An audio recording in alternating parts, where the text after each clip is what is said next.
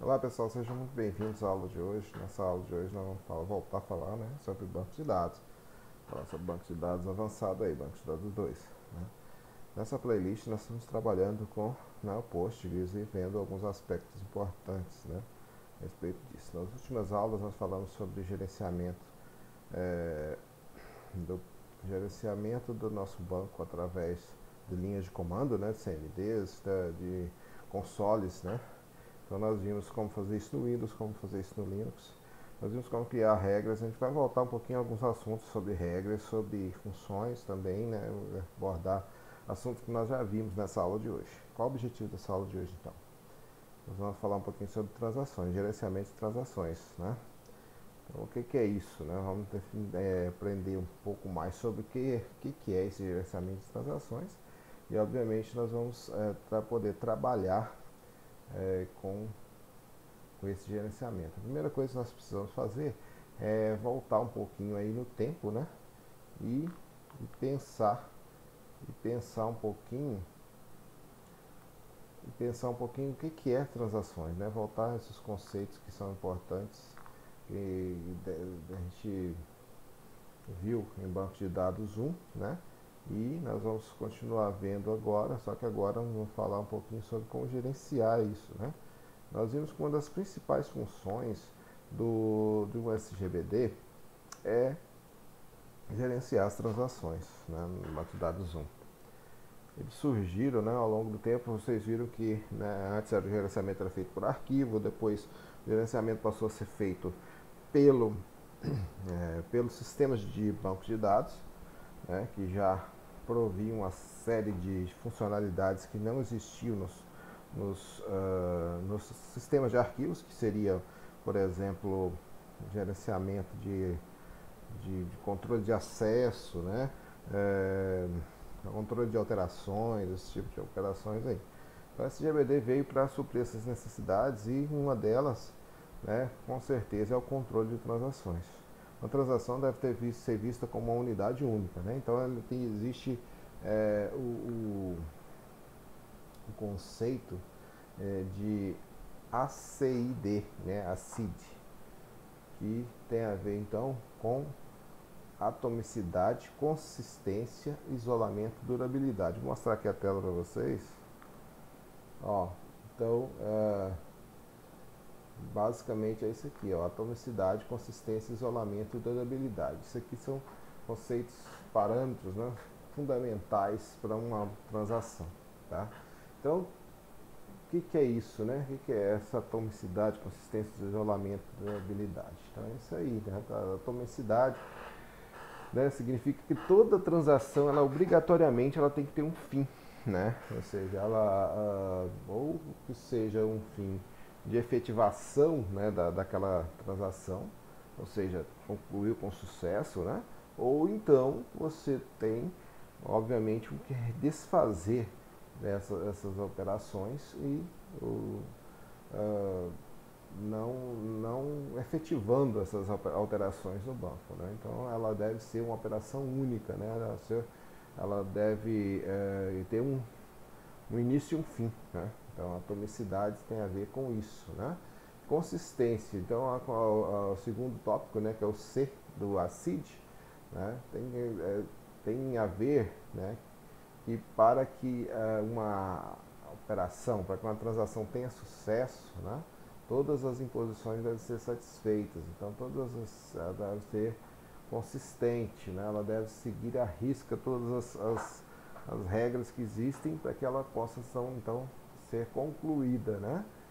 E outro ponto é o isolamento, ou seja, a consulta ela tem que ter, ela não pode ser influenciada, ela não pode ter choque, digamos assim, ou seja, ela não pode ter influência de uma consulta na outra, Então, ou seja, ela tem que ser isolada.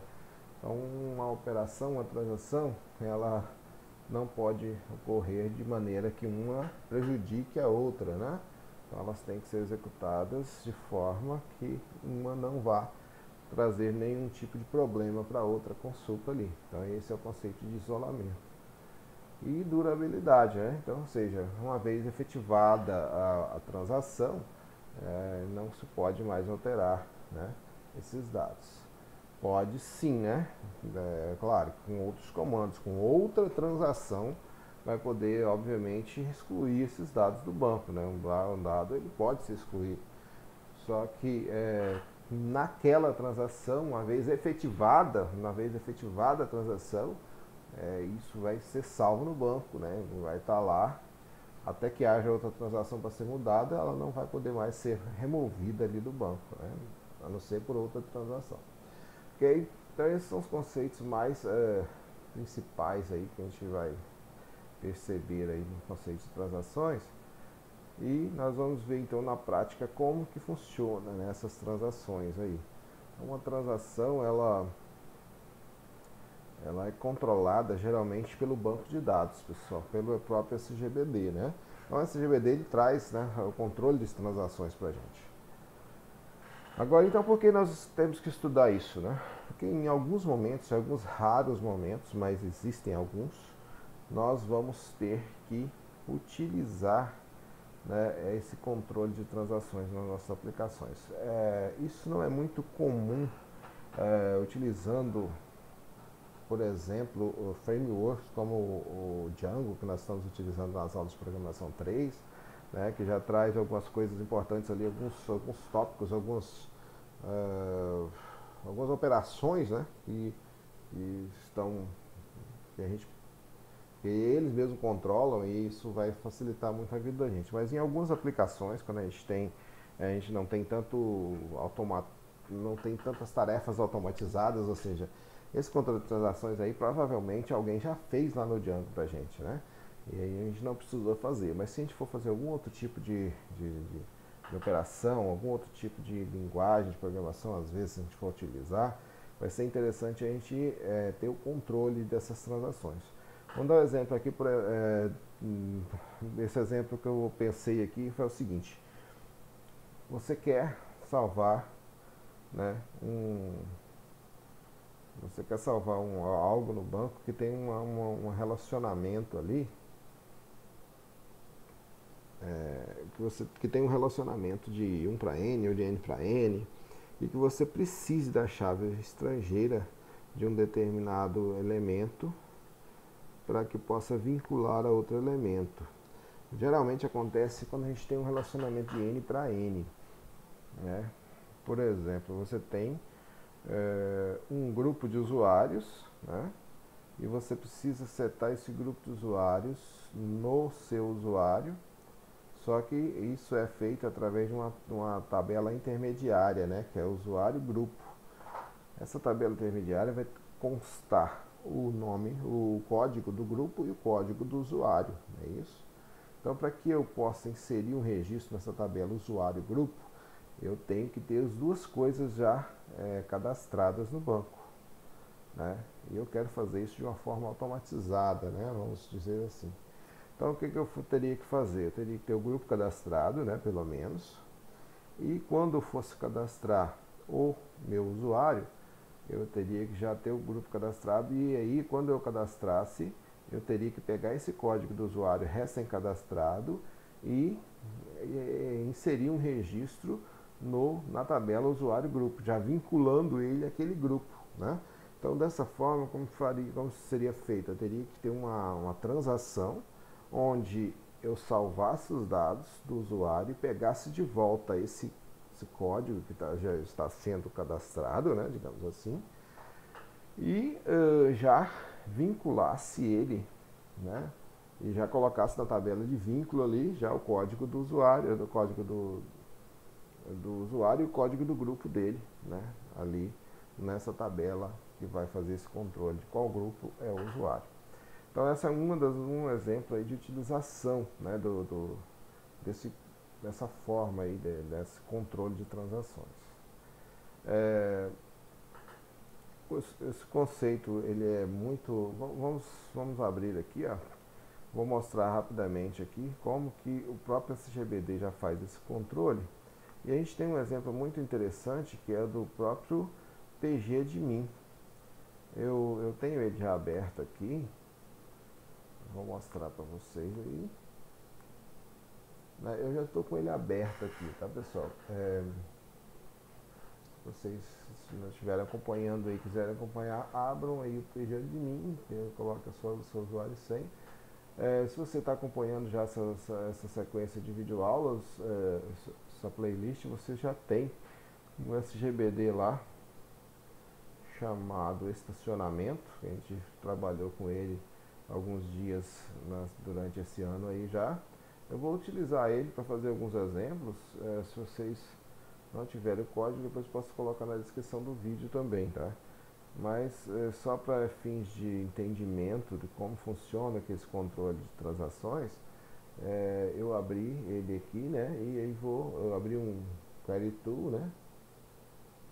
Todo mundo já sabe como fazer isso aí, mas é só vir aqui, né? Escolher em Tools, vem aqui Query Tool, essa primeira aqui, né? Query Tool, aí ele vai abrir essa parte aqui pra gente. Beleza, já está aberto o meu, então eu não vou precisar de abrir mais, tá? Então, como funciona isso, pessoal? Nós temos algumas coisas, né? Por exemplo, deixa eu só mostrar aqui para vocês, então, o funcionamento, e na próxima videoaula nós vamos exemplos melhores aí para vocês. Eu tenho, no meu esquema público, eu tenho uma tabela cliente, eu tenho uma tabela estaciona, né? Olha só, o cliente estaciona, né? Olhar aqui as colunas também, ó. Tem o código, tem o número do pátio, o número do veículo, data da entrada, data da saída, horário de entrada, horário de saída, né? E tem aqui o modelo do veículo também, tem a tabela pátio, que tem o número, endereço e capacidade. O veículo aqui por si só, né? O veículo é de um determinado cliente, por exemplo, beleza? Então, olha só, eu vou fazer a seguinte operação aí.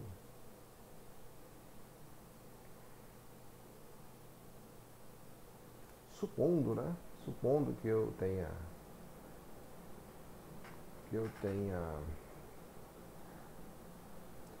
a seguinte situação aqui. Deixa eu dar um select. Pessoal, vamos fazer o seguinte. Eu estou querendo fazer uns exemplos, mas eu sei que esses exemplos podem não demorar só o tanto que eu espero que ele demore. Por exemplo, eu quero que ele dure somente alguns minutos para terminar essa minha videoaula com o tempo que eu gosto de terminar. Entretanto, eu estou vendo aqui que nosso tempo já está com quase 15 minutos que eu estou falando, né? Falando. Na verdade, sem interesse conceitos importantes, mas não precisava ter falado tanto, né? Mas tudo bem, então vamos fazer o seguinte. Vamos deixar esses exemplos para a próxima aula, né? A gente vai explanar aqui sobre esses exemplos, ver essas palavras reservadas de controle de transações, controle básico de transações, tá? E aí nós vamos então entender como funciona isso, ok? Então vamos ficar por aqui. Na próxima videoaula nós vamos dar esses exemplos para a gente poder entender então o funcionamento disso.